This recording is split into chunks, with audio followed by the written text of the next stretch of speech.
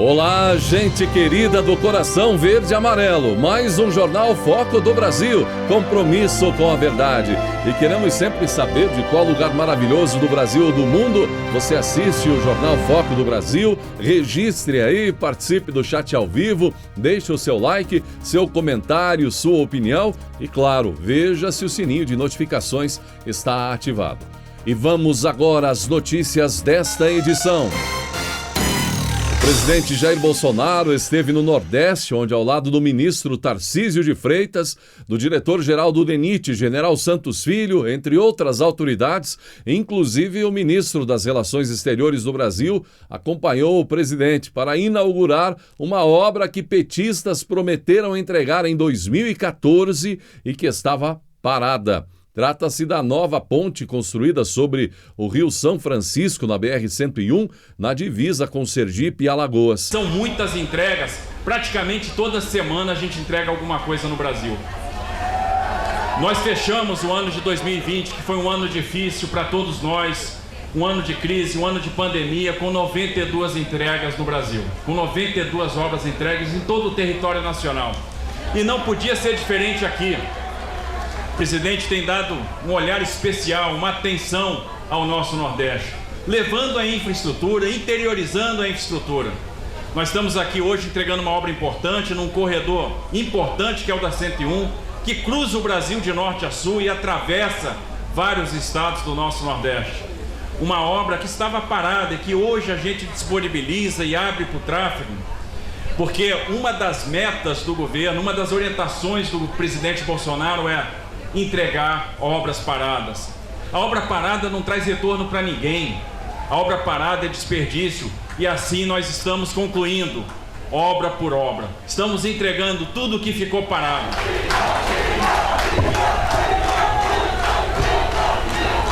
Obrigado a Deus pela minha vida. Também obrigado a Ele, que pelas mãos de vocês, muitos de vocês, me colocaram à frente do Executivo Federal. É uma honra, é uma missão. E sabemos, presidente Collor, que a missão é espinhenta. E o político bem sabe que para enfrentar desafios, ele tem que ter couro grosso. Quando falo de leite condensado, não tem o que falar de mim, pô. Nessa rápida passagem aqui pelo Nordeste, mais uma vez ao lado do velho Chico, que está sendo revitalizado, e vocês bem notam, cada vez mais temos mais vazão de água. O Chico está se recuperando, nós vamos recuperar o velho Chico. A mensagem que eu dou a vocês: acreditem na sua pátria, acreditem em vocês, acreditem no nosso Brasil. Nós temos como juntos conseguirmos dias melhores para todos nós. Amigos de Sergipe, amigos de Alagoas, se Deus quiser, segunda-feira teremos o segundo homem do Executivo, segundo homem na linha hierárquica do Brasil, eleito aqui no Nordeste pela Câmara dos Deputados, o deputado Arthur Lira. Se Deus quiser, o nosso presidente. E o vice-presidente Mourão, não é, gente? Entrou para os assuntos mais comentados depois que o portal O Antagonista publicou notícia sobre conversas de WhatsApp dizendo que um assessor do vice-presidente Hamilton Mourão trocou mensagens com o chefe de gabinete de um deputado federal a respeito das articulações em curso no Congresso para um eventual impeachment de Jair Bolsonaro. Você viu a matéria, a repercussão, a notícia, enfim, o vucu-vucu que virou. No diálogo por WhatsApp, o assessor comentou que tem conversado com assessores de deputados mais próximos, pois é bom estarmos preparados, escreveu o cara. Em nota, Mourão negou a existência da conversa. Disse que ninguém de sua equipe teve, tem ou terá esse tipo de comportamento e atacou o antagonista. Esse tipo de cobertura jornalística, inconsistente e inverídica, em nada, absolutamente nada, agrega a todo o esforço do governo federal em cumprir seus objetivos de informar e esclarecer a sociedade brasileira com informações úteis que merecem ser conhecidas. O portal de notícias, então, reproduziu a íntegra da troca de mensagens entre o chefe da assessoria parlamentar da vice-presidência da República, Ricardo R. Morato Filho, e o assessor desse deputado. Na conversa, Morato diz ao interlocutor, a quem chama de irmão, que eles precisam tomar um café mais reservadamente. Afirma que o vice-presidente dividiu a ala militar antes dominada pelo general Augusto Heleno e comenta que o capitão Bolsonaro está errando muito na pandemia. General Mourão é mais preparado e político. Nas mensagens apareceu isso. O chefe de gabinete do deputado se espanta e diz que não pode ter esse tipo de conversa. Por telefone, após a divulgação da matéria, Ricardo Morato negou ao portal de notícias o teor da conversa divulgada. Disse que não enviou mensagem para ninguém. Não fui eu. Minutos depois, numa segunda chamada, ele reiterou que nunca teve esse tipo de conversa, até porque o vice-presidente nunca teve a menor intenção de fazer esse tipo de manobra, disse ele. Para o vice-presidente é uma coisa inadmissível. Diante da afirmação de que havia cópias, né, das mensagens, prints de conversa, Morato alegou que seu celular pode ter sido hackeado. Meu medo é que meu telefone tenha sido hackeado e alguém tenha feito alguma merda e apagado na sequência. Esse é o meu medo agora. Ele também levantou a possibilidade de ter dado uma opinião pessoal numa conversa informal com o assessor. Posso ter exposto uma opinião pessoal como se fosse do vice-presidente. Você, brasileiro, o que acha disso? Qual a sua análise? Que análise podemos fazer? Seria mais uma narrativa vinda de um lado que aposta todos os dias nas informações negativas do país e por isso talvez interessado em arruinar o relacionamento entre Mourão e Bolsonaro, que não é muito bom, arruinar definitivamente? Ou será, mostrou até cópias dessas mensagens, que ali aconteceu uma fala espontânea? Você pode imaginar quantas conversas por WhatsApp rolam neste mundo recheado de interesses pelo poder, recheado de vaidades. O que não rola nessas conversas em Brasília, e algumas acabam ficando públicas, não é? Vazando por interesses e vaidades também. Enfim, será que Mourão estaria de fato interessado? O que pensar a respeito disso? Inclusive, gente repercutindo as informações dadas pelo próprio vice-presidente Hamilton Mourão sobre uma eventual reforma que possa acontecer, reforma ministerial no governo, após a eleição dos comandos da Câmara, dos deputados e do Senado. Citando, inclusive, Mourão cita como uma possível troca o Ministério das Relações Exteriores, Ernesto Araújo, que esteve com o presidente Bolsonaro agora nessa viagem ao Nordeste. No entanto, Mourão ressalta que não tem participado das discussões sobre o assunto. O novo desenho do primeiro escalão, que vem sendo debatido nos bastidores, conta com informações que circulam por aí, que o ministro da Cidadania, Onyx Lorenzoni, poderia assumir a Secretaria-Geral da Presidência, e até essa informação é citada pelo portal R7. A pasta, essa citada do Onyx, é ocupada, aliás, da presidência, é ocupada interinamente por Pedro Marques, desde a saída de Jorge Oliveira para o Tribunal de Contas da União. E o movimento é estudado dentro dessa reforma ministerial do presidente Bolsonaro, que é esperada até para fevereiro, após as eleições, então, na Câmara e no Senado.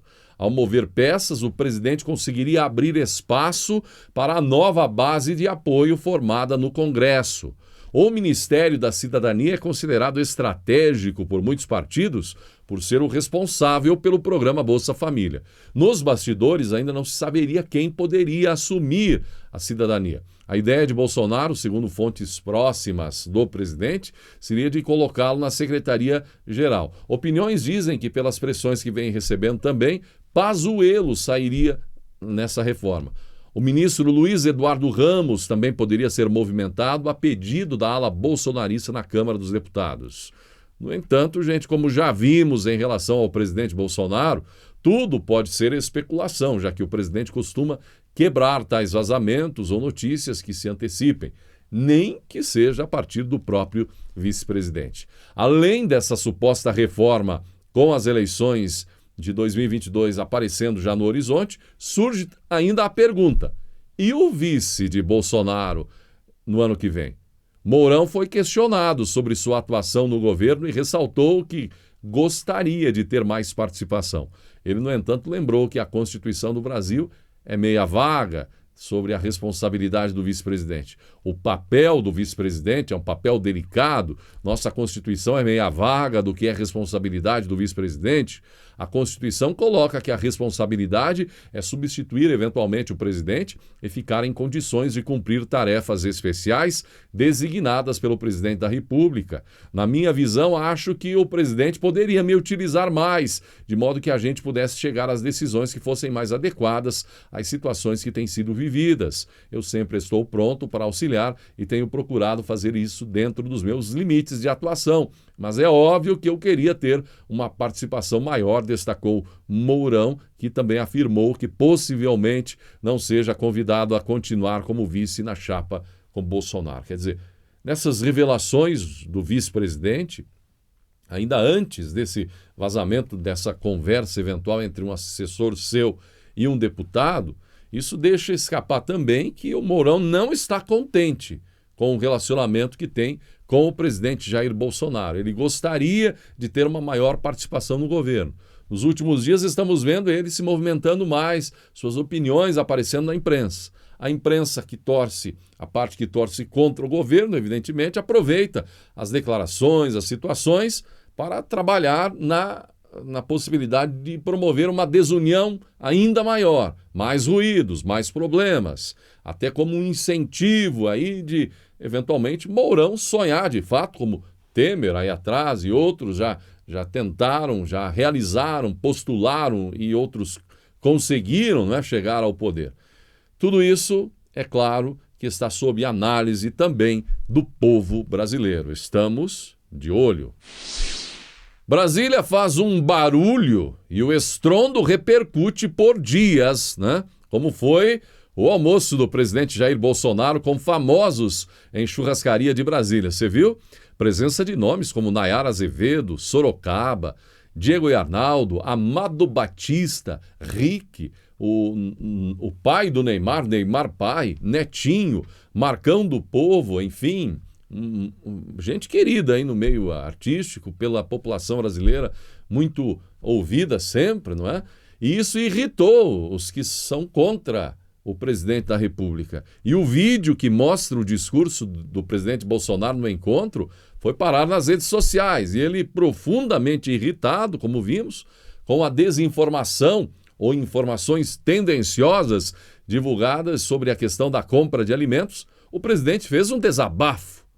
Quando vejo a imprensa me atacar dizendo que comprei 2,5 milhões de latas de leite condensado, vai pra que eu pariu. Imprensa de M.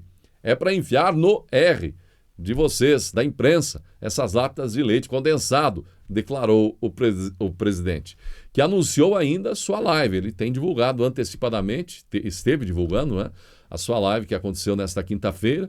Ele ali anunciou que teria a participação de Wagner Rosário, ministro da Controladoria Geral da União, a fim de demonstrar que todos os gastos foram regulares. E disse que iria contar que a ex-presidente Dilma Rousseff teria gasto mais do que ele comprando leite condensado, mas isso ainda em 2014. As fortes declarações dadas por Bolsonaro no almoço foram para as redes, imediatamente pegas pela imprensa aí para atacá-lo, como foi a publicação a partir do site da Isto É, que atacou violentamente o presidente com palavras de baixo nível, que me recuso aqui a repeti-las. O ministro, então, Wagner Rosário, saiu em defesa do presidente. O presidente é um homem só, apanhando de 1 milhão de pessoas. Uma hora extravasa, tem que ser cordial das duas partes. Ele não recebe essa contrapartida. É um ataque muito grande, 24 horas por dia. Ninguém recebe o nível de pressão que ele recebe. Uma hora extravasa, afirmou Rosário. Nas redes sociais, um brasileiro comentou: o cara é atacado dia e noite. Aí quando explode, devolvendo na mesma moeda, é aquele Deus os acuda. Outro disse: para ele sim. Não concordo com as palavras de baixo calão, muitas vezes usadas pelo presidente. Porém, entendo. É muita encheção de saco. Perturbam o cara dia e noite. Nem tem quem aguente, não tem quem aguente.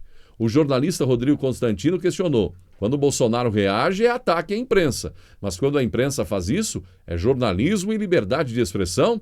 Duplo padrão. Já o jornalista da Rede TV, o Lacombe, detonou colegas de profissão militantes da esquerda que acusaram Bolsonaro de comprar leite condensado, ignorando que os gastos são para alimentar os 370 mil homens das Forças Armadas, mais os refeitórios de hospitais, universidades federais e autarquias do governo. Lacombe foi ao Twitter e definiu a questão de maneira clara: um jornalismo dissimulado, amargo. Nem todo leite condensado do mundo daria jeito. O fato é que mais uma narrativa da mídia da desinformação caiu por terra, gente. Inclusive, quando foram comparar os dados com anos anteriores, descobriram que os gastos caíram 25% em 2020. O próprio portal UOL, você viu, que geralmente trabalha com ataques ao governo, estampou em sua manchete principal: gastos da União com alimentação e leite condensado caíram em 2020. Despesa com 500 principais produtos caiu 25% no ano passado em relação a 2019. Mais uma vez, quebrando a narrativa, os ataques ao presidente, não é? A exemplo do que alguém disse: o governo não tem corrupção, então os opositores precisam criar fatos.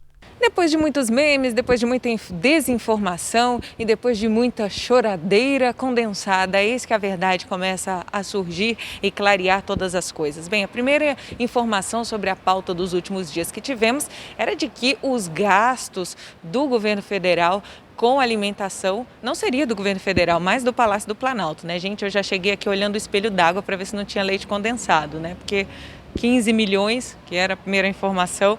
Enfim, o fato é que agora tudo começa a ficar mais claro, a verdade começa a vir à tona. Inclusive, o site Poder 360, que é um site que tem uma postura de esquerda e não é novidade para ninguém, fez um levantamento comparando os gastos com a alimentação do governo federal em relação aos últimos 2 anos.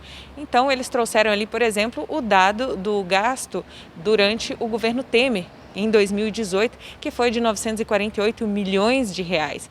E aí, em 2019, houve um aumento de 19%, o gasto com alimentação foi de 1,2 bilhão de reais, e de 2019 para 2020, houve uma queda de 51% no gasto com alimentação. E é justamente o ano que estão usando aí para atacar o governo, né? Então, o gasto com alimentação em 2020, no total, foi de 602 milhões de reais. Tem gente que, inclusive, diz que iria utilizar esses gastos com alimentação para pedir o impeachment do presidente. Será que vão utilizar os dados comparando os gastos de governos anteriores? Uma outra informação que o Poder 360 chamou a atenção foi em relação ao gasto empenhado e o gasto efetivo. O gasto empenhado é aquela previsão de gasto, né? Quanto que eu vou gastar? Então, você separa um valor para aquilo ali, e o gasto efetivo é, de fato, aquilo que foi gasto, né? E uma das justificativas para essa redução grande em 2020 é justamente a pandemia, porque muitos servidores não foram trabalhar, então houve um fluxo menor de pessoas e, consequentemente, a alimentação reduziu. Um dos itens que mais chamaram a atenção nesses gastos foi o leite condensado, né? A primeira informação era de que foram gastos 15 milhões de reais com leite condensado. É muita coisa, mas para onde vai todo esse leite condensado? De acordo com o site Poder 360, a maior parte vai para as Forças Armadas e também para as universidades federais, os estudantes de universidades federais que se alimentam, né, nas dependências dessas instituições. Então eles fazem bandejões, né, e usam o ingrediente para fazer sobremesas.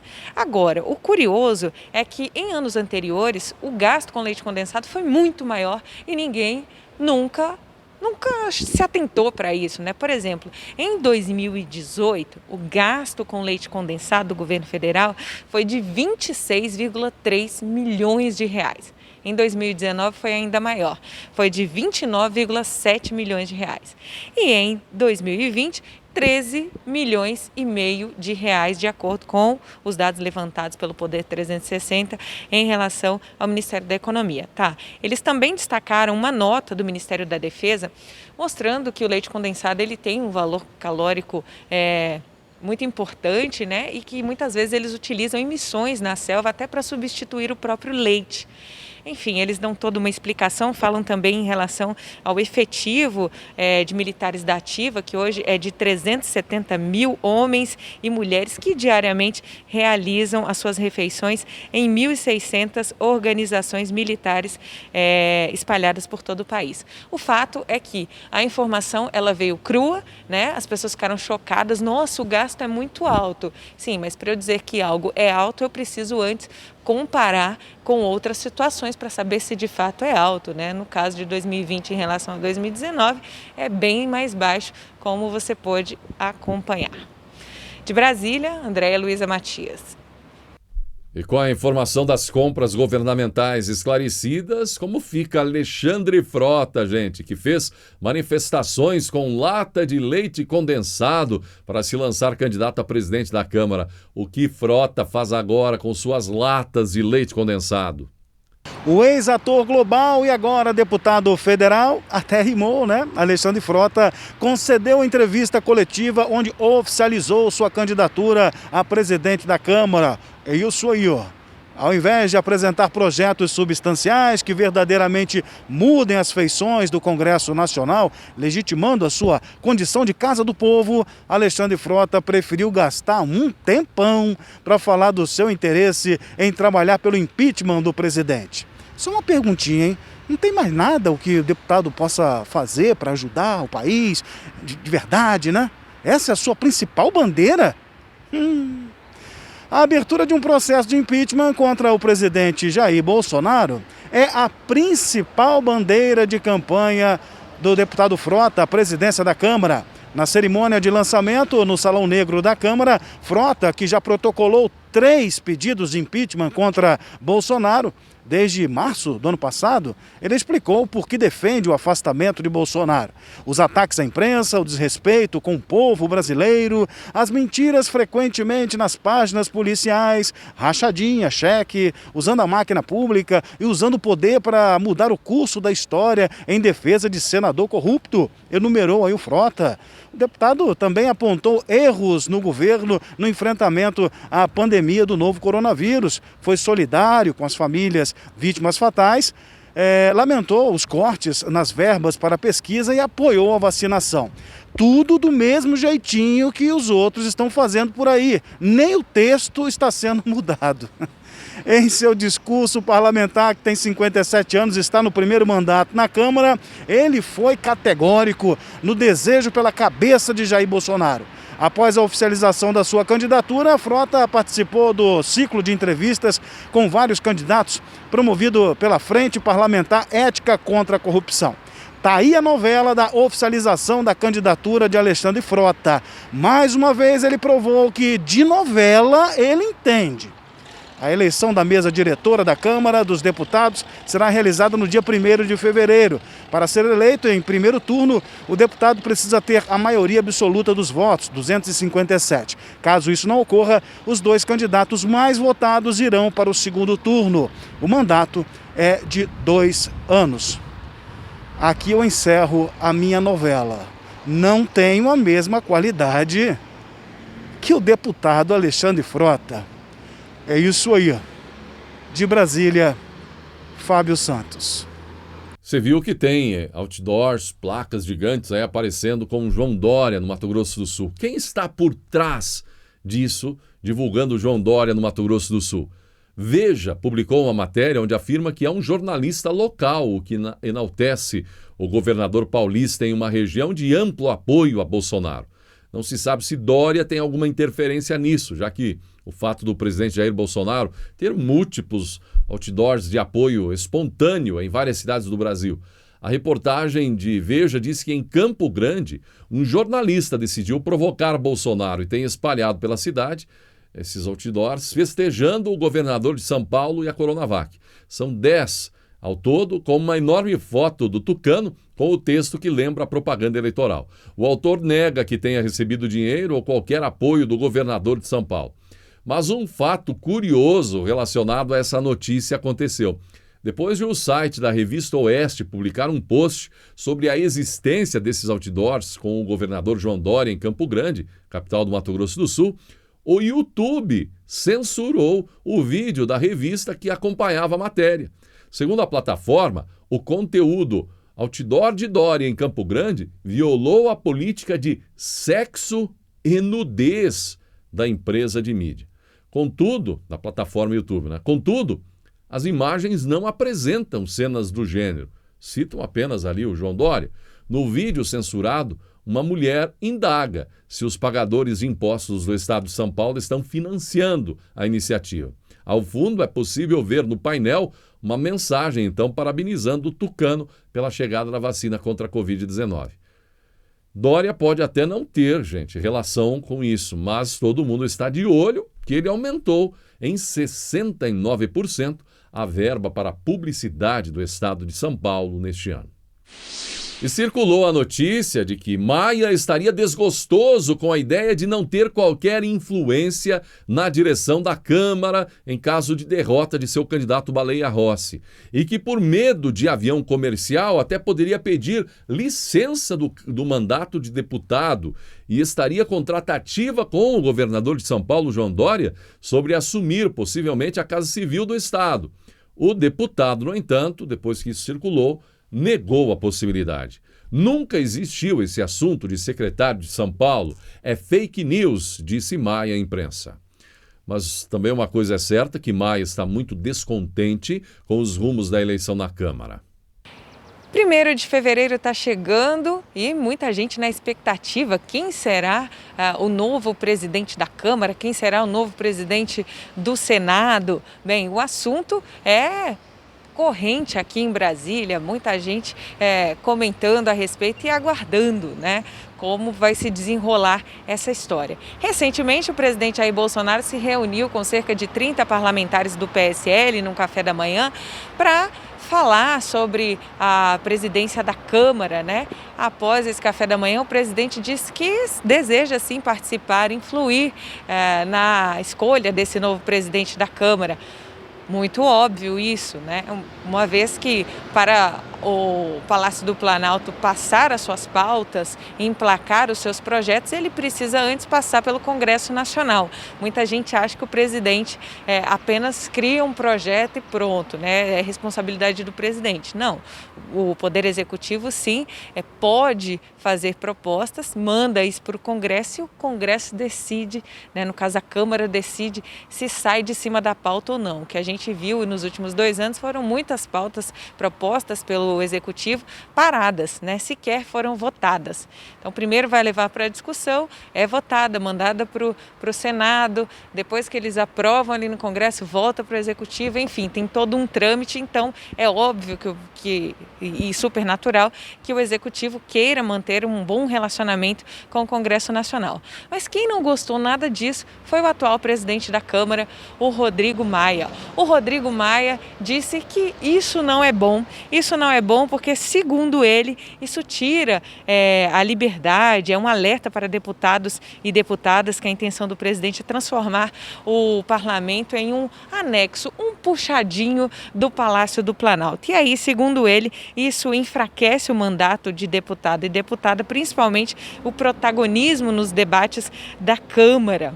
E ele também disse, com críticas, que o presidente teria prometido ao Arthur Lira, caso ele ganhe, oferecido 20 bilhões de reais em emendas. essas emendas, elas são lícitas, elas são legais e têm interesse público, diferente do mensalão lá da época do governo do PT, que era pago essa mesada aos parlamentares para que eles votassem em pautas dos mais diferentes interesses.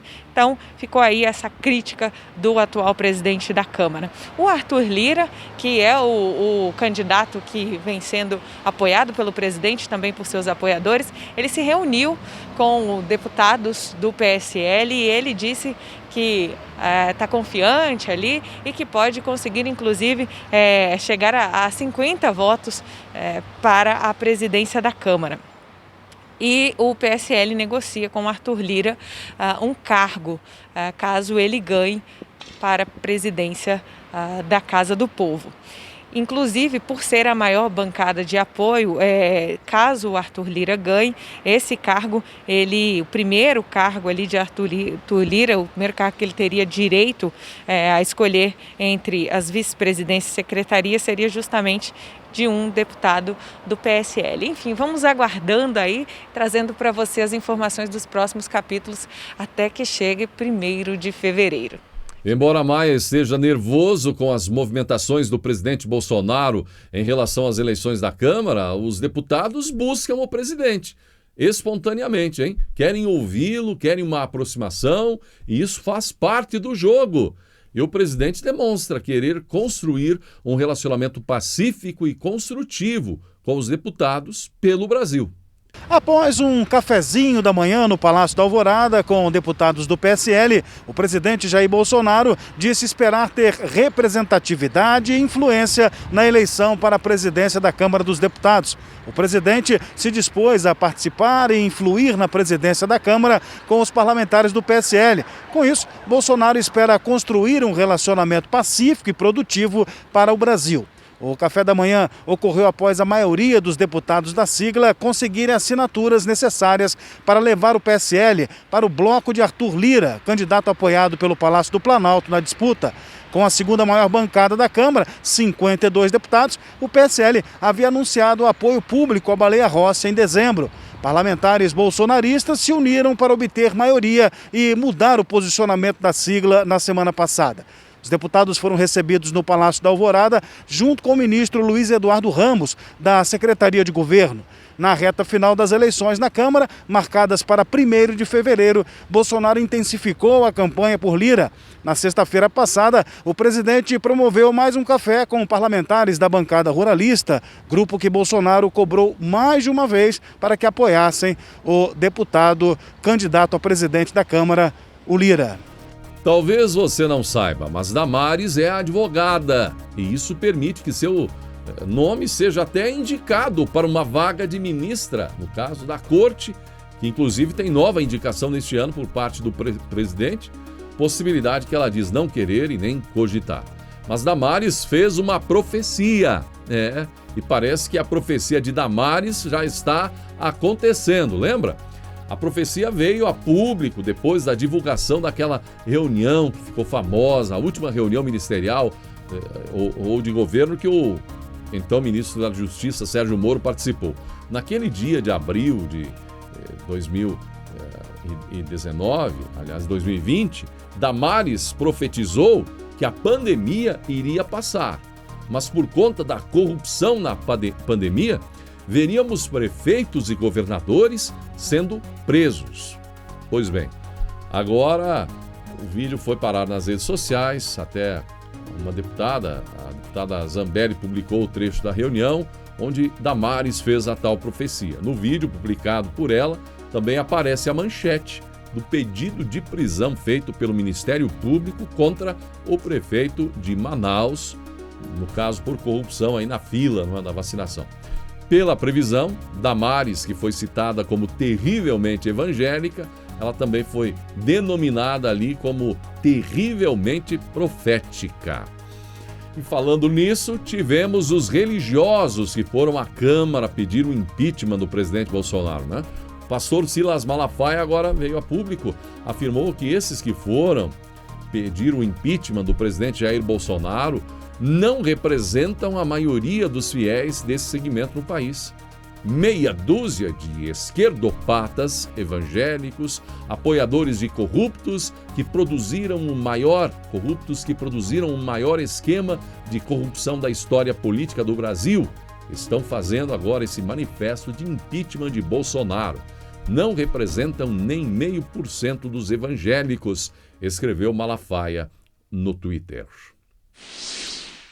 E depois do seu retorno do Nordeste, o presidente Jair Bolsonaro mais uma vez conversou com apoiadores no Palácio da Alvorada. Presidente, o Mourão disse que talvez seja trocado alguns ministros. O senhor tem alguma informação sobre isso? Não estou sabendo não. Tem que perguntar para ele. Pode cortar aí, pode cortar aí. A sua pergunta realmente tem que ser levada a sério, né? O vice falou que eu estou para trocar o chefe do Itamaraty. Quero deixar bem claro uma coisa, tenho 22 ministros efetivos e um que é interino. Aí que nós podemos ter realmente um nome diferente, né? Ou efetivação do atual. Nada mais além disso. Toda semana recebo da mídia, né, informações que vão ser trocados ministros, tentando sempre semear discórdia no nosso governo. Eu lamento que gente do próprio governo agora passe a dar palpites no tocante à troca de ministros, né? O governo vai indo bem, apesar dos problemas que nós temos, da pandemia, que realmente deu uma atrapalhada em quase tudo, mas eu peço a todo mundo que não é que acredite, né?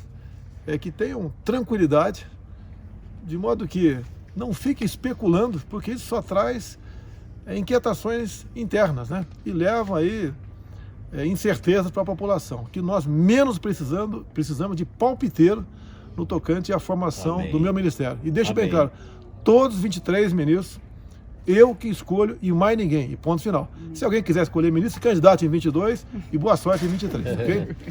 Obrigado, pessoal. Obrigado. Fique agora com mais uma bela e emocionante reflexão no canal Reflexões. Clique no vídeo que está aparecendo para acessar.